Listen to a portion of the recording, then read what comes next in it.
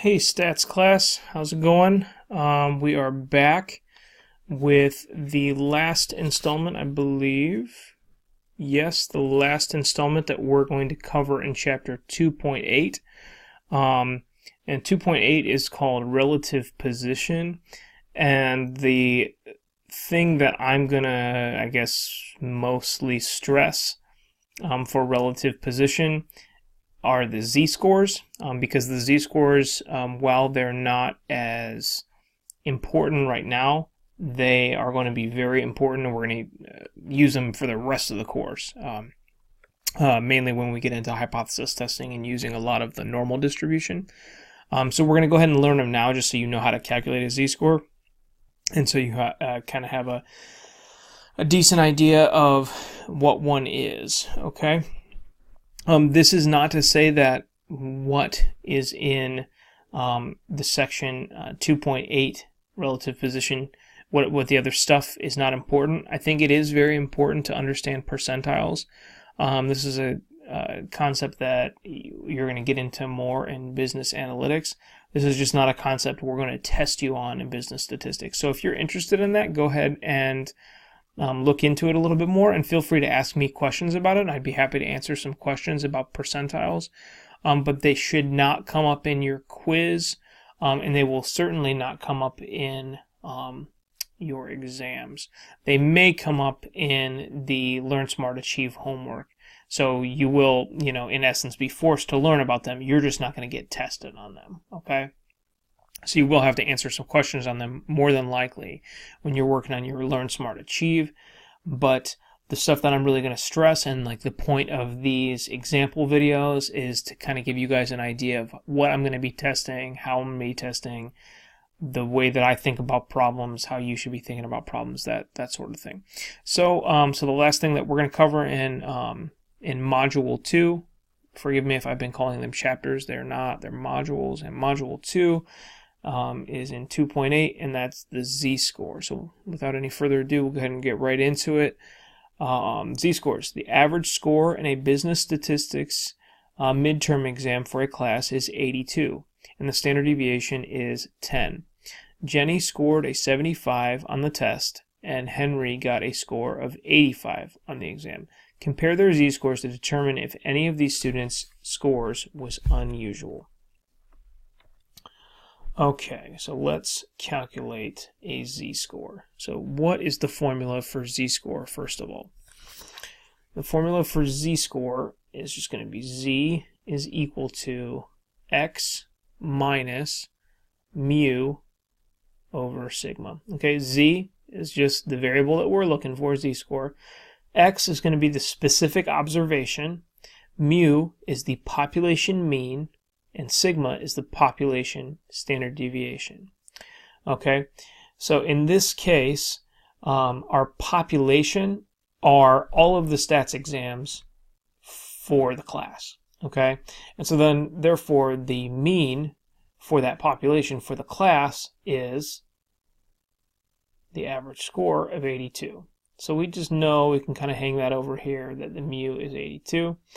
And the standard deviation, it tells us standard deviation, so sigma is equal to 10. Okay, so Jenny got a score of 75, so let's calculate Jenny's z-score. So we'll say z sub Jenny.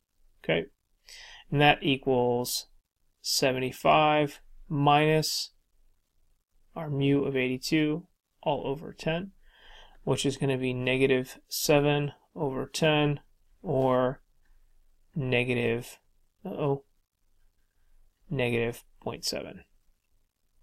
Fair enough. Okay.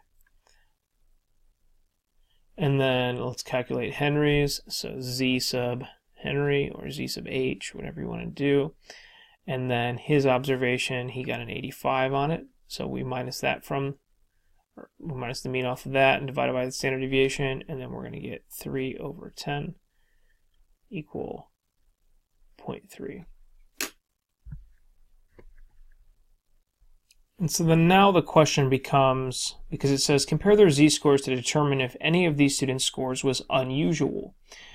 All right, and so then this is where we're going to kind of have to do some parsing, okay? So first of all, what is the definition of unusual in terms of statistics or in terms of business statistics, or who's even defining it? Okay, so for that we have to look at the notes. So my definition of unusual might be different than your definition of unusual, might be different than the author's definition of unusual. But if you're being tested by the author, which is the case in the Learn Smart Achieves, or would be the case in the Connect homework, then you have to go by his definition of unusual. So if you turn to, I believe it's slide number 99 in that deck of slides that I gave you, slide number 99 defines that. And they just say that unusual is going to be, hold on, unusual is going to be any standard deviation that is outside of the -2 to 2 range. If it's inside of that range, it's fine. Okay? So basically then that's going to be our definition of unusual. Anything greater than 2 is unusual, and anything less than -2 is unusual. -7 falls well within this range. It's between -2 and 2. And 0.3 falls well within this range. So it is between -2 and 2. So there's nothing unusual about their scores. So that's that. That is that. So we answered the question. What I would say, okay, is that if you're doing a case study in this class, or if you're doing one of these assigned problems that I'll give you a little bit later on in the semester, where you're going to write it up and then post it to the discussion board and whatnot, you're allowed to actually just give your opinion on the matter. This is the author's opinion of unusual, you know, and so then therefore you're going to use this to guide your answer giving for these, you know, Learn Smart Achieves and whatnot. And feel free to use this as a hard and fast rule if you'd like. But just know that, like, when there's, like, kind of the English language that gets thrown in here, sometimes there's wiggle room. Sometimes there's room for opinion, okay? But so by the definitions of the slides that we're given, these numbers are not unusual, okay? All right, guys, well, I hope that cleared some stuff up. That is just a very brief intro to z-scores, which should help you to kind of calculate any z-score you need to calculate. Yeah, so that finishes off Module 2 for us. Later this week, probably by the weekend, I'll look to get up the Module 3 videos, but in the meantime, I'll definitely load the homework so that you guys can get that started on that. But yes, the quiz for Module 2, I think is due on the 17th. And that's that. All right, guys, thanks so much. Please let me know if you have any questions. You can shoot me an email, or you can put it in the discussion board. I'm here to answer questions, and look forward to teaching you guys the rest of the semester. All right, thanks so much. Bye-bye.